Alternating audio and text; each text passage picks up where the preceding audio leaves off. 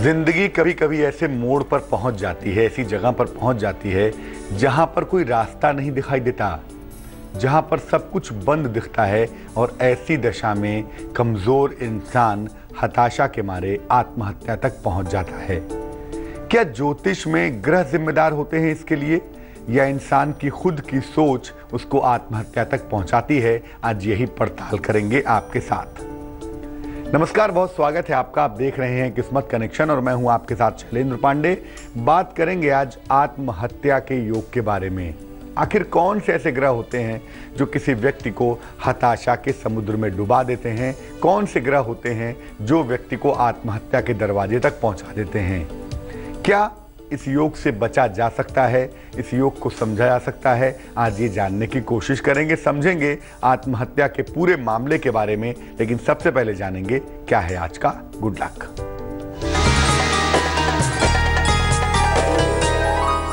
देखिए, पशु पक्षियों के साथ दुर्व्यवहार मत करिए। बहुत सारे लोगों का ये अप्रोच होता है कि इंसानों के साथ तो अच्छा व्यवहार करेंगे, लेकिन पशु पक्षियों के साथ अच्छा व्यवहार नहीं करेंगे। अगर आप ऐसा करते हैं कि पशु पक्षियों के साथ अच्छा व्यवहार नहीं करते, दुर्व्यवहार करते हैं, तो आपको न्यूरो प्रॉब्लम हो सकती है। जो लोग पशुओं को मारते रहते हैं, उनके ऊपर पानी फेंक देते हैं, उन्हें परेशान करते रखते हैं, तो ऐसे लोगों को आज नहीं तो कल न्यूरो की प्रॉब्लम परेशान करती है, क्योंकि उनका शनि बुरी तरह से बिगड़ जाता है। और अगर शनि बिगड़ेगा तो न्यूरो प्रॉब्लम जरूर होगी। सबसे पहले ये जानते हैं कि आखिर आत्महत्या के योग क्या होते हैं और कौन से ग्रह आत्महत्या जैसी भयंकर स्थितियों के लिए जिम्मेदार होते हैं। देखिए, व्यक्ति जब किसी समस्या का ज्ञात या अज्ञात समाधान नहीं पाता, जैसे मान लिया किसी व्यक्ति के जीवन में समस्या है, उसका समाधान ज्ञात मिल गया, बड़ी कृपा है। ईश्वर से मिल गया तो भी बड़ी कृपा है। यानी ज्ञात समाधान मिल गया, डायरेक्ट मिल गया तो भी कृपा है, और इनडायरेक्ट ईश्वर से मिल गया तो भी बड़ी कृपा है। समाधान हो गया तो बहुत अच्छा। लेकिन कभी कभी डायरेक्ट इनडायरेक्ट कोई समाधान नहीं मिलता, और जब व्यक्ति को समाधान नहीं मिलता तो व्यक्ति को लगता है कि सिर्फ एक ही समाधान है कि ये जीवन समाप्त कर दिया जाए। और तब व्यक्ति ऐसी स्थिति में पहुंच जाता है कि अपने प्राणों का अंत कर लेता है, और इस स्थिति को आत्महत्या कहते हैं। आत्महत्या का जो मामला है, सुसाइड का जो मामला है ना, वो दरअसल होता है मन का मामला। क्योंकि जीना भी मन से होता है और मरना भी मन से होता है।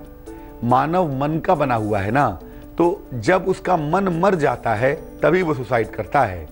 चूंकि जिम्मेदारी मन की होती है, इसीलिए सुसाइड के लिए सबसे ज्यादा जिम्मेदारी चंद्रमा की होती है।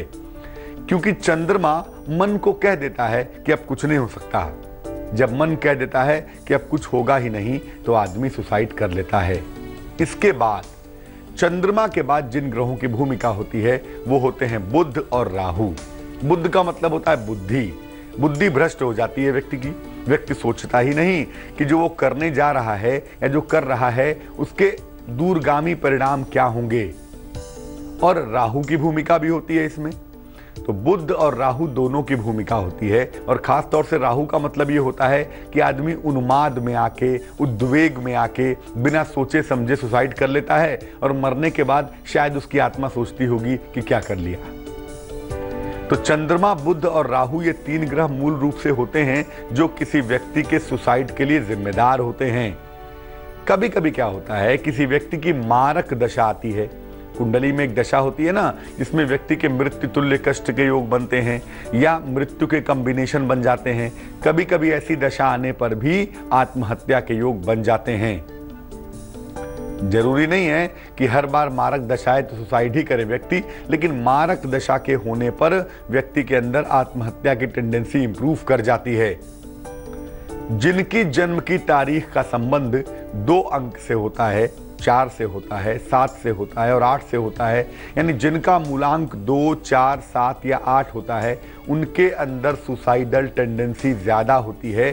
तो 2, 4, 7, 8 वालों को हमेशा इस बात को देखना चाहिए कि उनके मन में कहीं कोई निगेटिव भाव तो नहीं आ रहा, और अगर निगेटिव भाव आ रहा है तो किन उपायों के जरिए उसे दूर किया जाए। क्योंकि जीवन ईश्वर का दिया हुआ है, उसे खत्म करने वाले आप कोई नहीं होते हैं।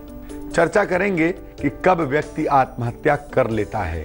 और कब व्यक्ति आत्महत्या से बच जाता है। लेकिन पहले जानते हैं मेष, वृष और मिथुन राशि का हाल।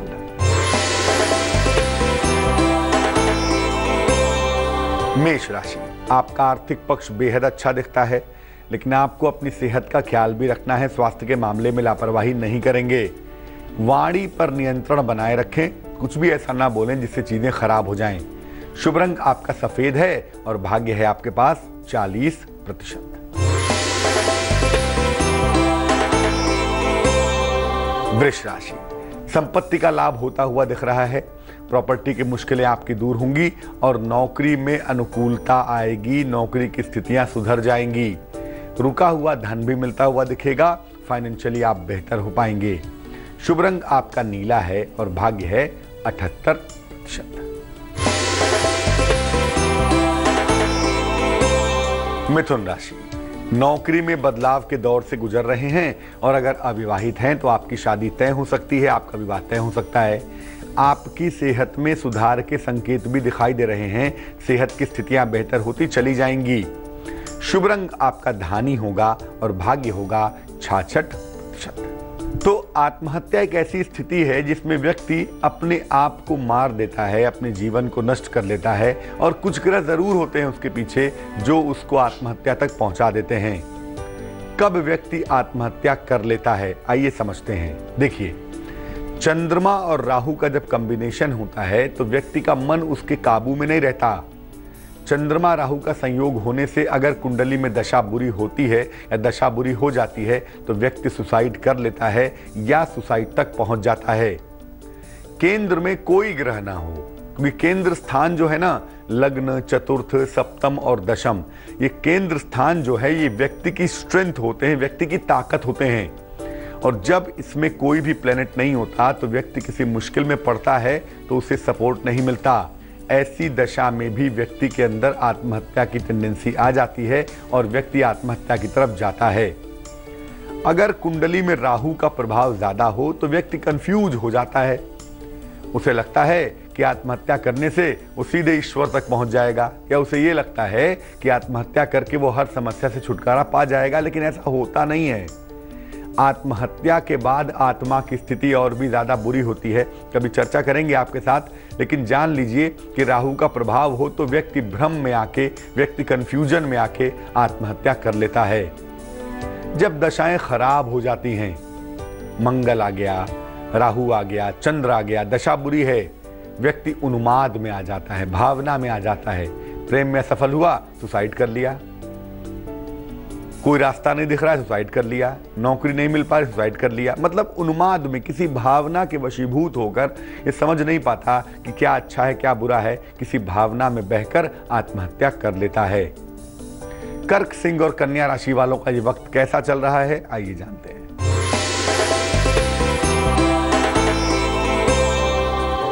कर्क राशि, किसी अतिथि का आगमन होगा। काम के नए नए अवसर भी आपको मिलेंगे। संतान प्राप्ति के सुंदर योग भी बन पा रहे हैं।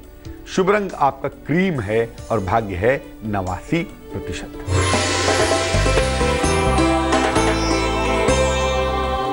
सिंह राशि, आपकी सेहत में सुधार होगा, इंप्रूवमेंट होगा। आपका आर्थिक पक्ष भी बेहतर होगा। पारिवारिक समस्याओं में भी सुधार होगा। चीजों को निपटा पाएंगे, इंप्रूव कर पाएंगे। शुभ रंग नारंगी है और भाग्य है 90%।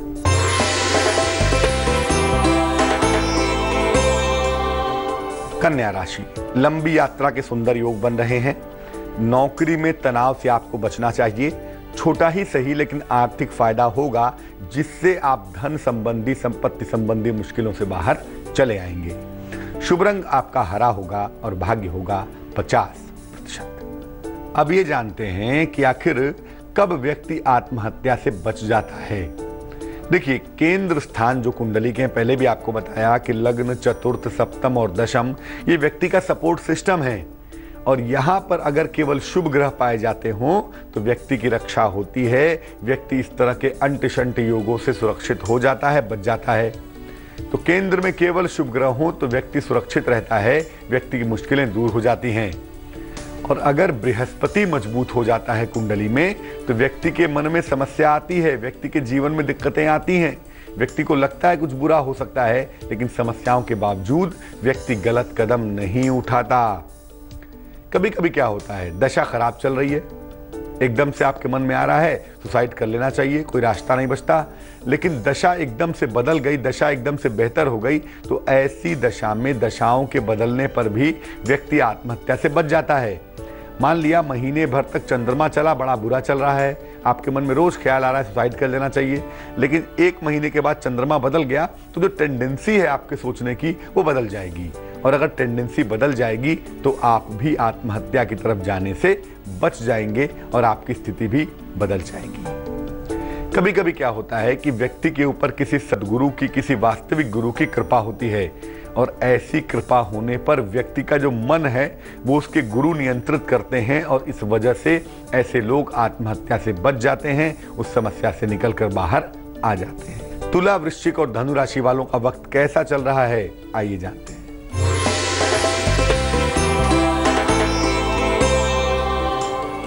तुला राशि, मान सम्मान मिलता हुआ दिखेगा, नौकरी में प्रमोशन के योग बनते हैं, लेकिन यात्रा पर न जाएं, यात्रा पर जाने में दिक्कतें हो सकती हैं।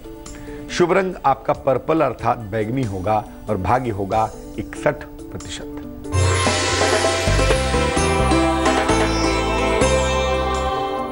वृश्चिक राशि, सेहत का बहुत ख्याल रखना है आपको, वाहन का सुख मिलता हुआ दिखाई देता है, और शिक्षा में सुधार की संभावनाएं भी दिख रही हैं। शुभ रंग आपका सुनहरा है, और भाग्य है आपके पास 83%।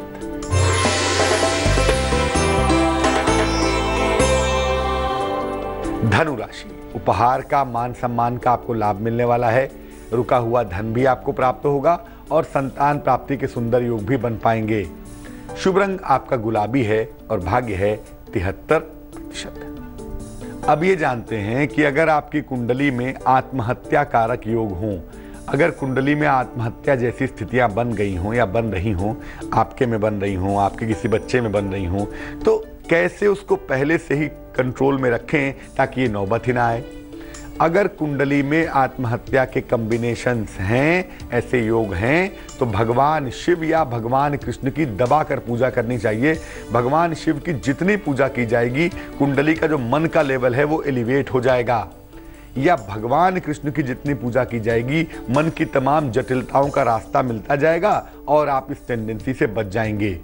दूसरी बात, पूर्णिमा का उपवास जरूर रखना चाहिए, क्योंकि पूर्णिमा का उपवास रखने से मन को काबू में रखने पर, मन को कंट्रोल में रखने पर सहायता होती है। तो पूर्णिमा का उपवास रखने पर भी आत्महत्या के जो मामले हैं वो इम्प्रूव कर जाते हैं। जिन लोगों की कुंडलियों में आत्महत्या की टेंडेंसी होती है, आप देखेंगे तो ऐसे लोगों के जो खान पान का मामला है वो बड़ा अच्छा नहीं होता। नॉनवेज खूब खाते हैं, शराब खूब पीते हैं, जीवनचर्या संतुलित नहीं होती है। तो मांस मदिरा से परहेज करें, क्योंकि ये चीज़ राहु को अट्रैक्ट करती है, और राहु अगर अट्रैक्ट होगा तो आपकी जो टेंडेंसी है, जो सोच है, वो निगेटिव हो जाएगी। अपना ही नुकसान कर बैठेंगे, आप फंस जाएंगे, कोई रास्ता नहीं पाएंगे। जिन लोगों के अंदर सुसाइडल टेंडेंसी होती है, ऐसे लोगों को मोती नहीं पहननी चाहिए, क्योंकि चंद्रमा का रत्न पहनने से हम बहुत ज़्यादा भावुक हो जाते हैं, बहुत ज़्यादा इमोशनल हो जाते हैं। और हीरा भी नहीं पहनना चाहिए, क्योंकि हीरा पहनने से भी कभी कभी भावनाओं के जोश में बह के हमसे इतनी बड़ी गलती हो जाती है, जिसके लिए हम कोई रास्ता नहीं देख पाते। तो अगर कुंडली में आत्महत्या की टेंडेंसी है, तो बेहतर है कि आप भूल कर भी मोती ना पहने, भूल कर भी हीरा ना पहने, क्योंकि मोती और हीरा पहनने से आपकी आत्महत्या की टेंडेंसी बढ़ेगी, आप दिक्कत में आ जाएंगे। फिर कहूँगा, अगर आत्महत्या की टेंडेंसी है कुंडली में, तो भगवान शिव, भगवान कृष्ण की पूजा करने से और निरंतर अपने आप को शुद्ध बनाए रखने से आप इस मुश्किल से बाहर आ जाएंगे। मकर, कुंभ और मीन राशि वालों का वक्त कैसा चल रहा है, आइए जानते हैं और समझते हैं कि इनका वक्त कैसा चलेगा।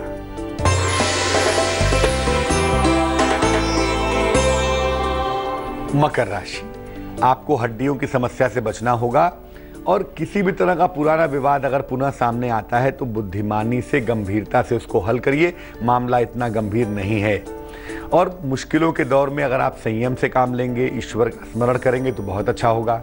शुभ रंग आपका सफेद है, और भाग्य है 57%।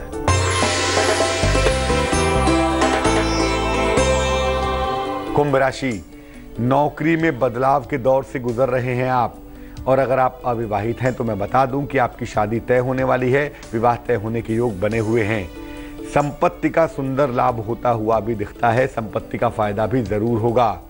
शुभ रंग आसमानी होगा और भाग्य होगा 91%।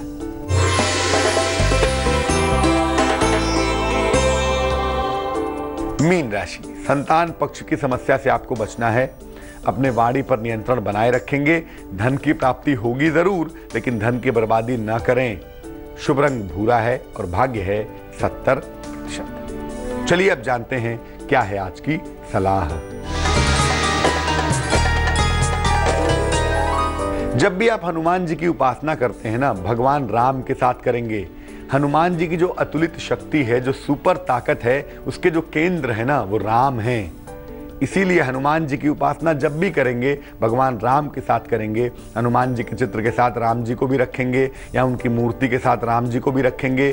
पहले भगवान राम की पूजा और फिर हनुमान जी की पूजा करेंगे, तब जाकर आपको हनुमान जी की पूजा का संपूर्ण फल मिलेगा। अन्यथा जो फल है वो आपको प्राप्त नहीं होगा। आज के लिए किस्मत कनेक्शन में बस इतना ही।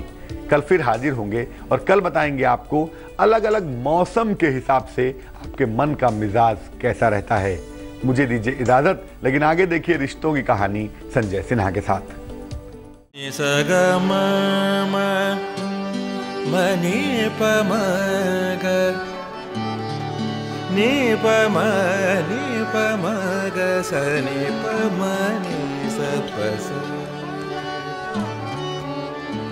जहाँ तक